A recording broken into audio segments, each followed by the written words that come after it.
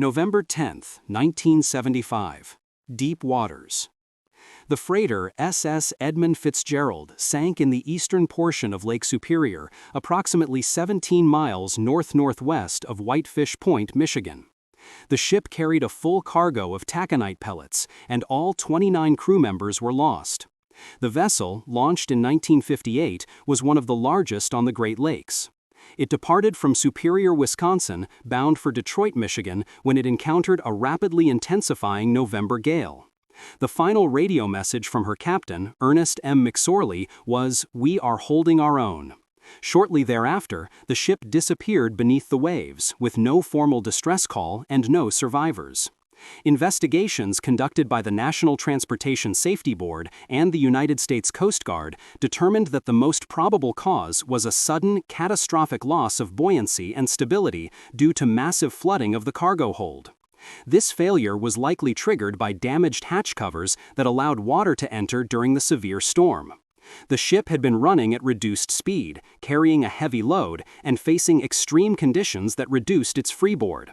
The combination of heavy seas, high winds, and structural stress created a situation that the vessel could not withstand.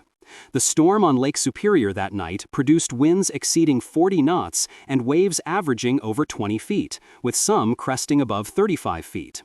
The Edmund Fitzgerald was directly within the path of the storm's strongest winds. The vessel's sudden loss, without a distress signal, demonstrated the rapid and overwhelming nature of the final moments. The wreck was later located at coordinates 46 degrees 59.9 minutes north, 85 degrees 06.6 minutes west, at a depth of about 530 feet. The bow section was found upright, while the stern lay inverted a short distance away. Debris was scattered between the two main sections. No bodies were ever recovered. The distribution of wreckage suggested that the ship broke apart as it descended. The sinking of the Edmund Fitzgerald holds lasting historical significance. It was one of the most severe maritime disasters in Great Lakes history and brought public attention to the hazards of inland shipping. The tragedy exposed weaknesses in cargo hatch construction, storm forecasting practices, and safety equipment standards for bulk carriers operating on the Great Lakes. Following the disaster, regulatory agencies implemented reforms that transformed the safety landscape of inland freight transport. New rules required the installation of depth finders, enhanced survival suits equipped with lights, and more rigorous inspection procedures for hatch covers and vents. Weather forecasting protocols were upgraded, and masters received more authority to delay voyages in dangerous conditions. These changes reflected lessons drawn directly from the Edmund Fitzgerald's loss. Beyond its technical implications, the disaster carried profound cultural and memorial importance.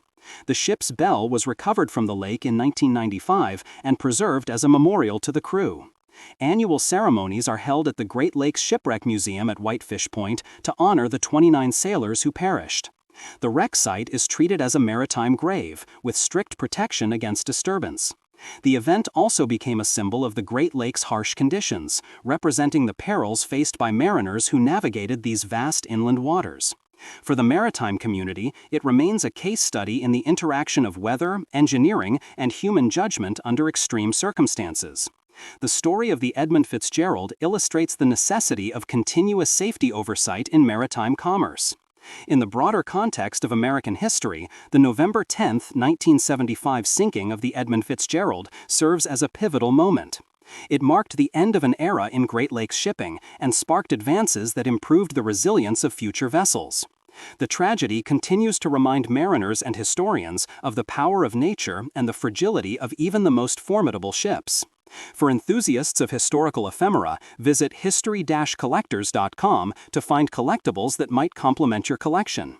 You can own a piece of history.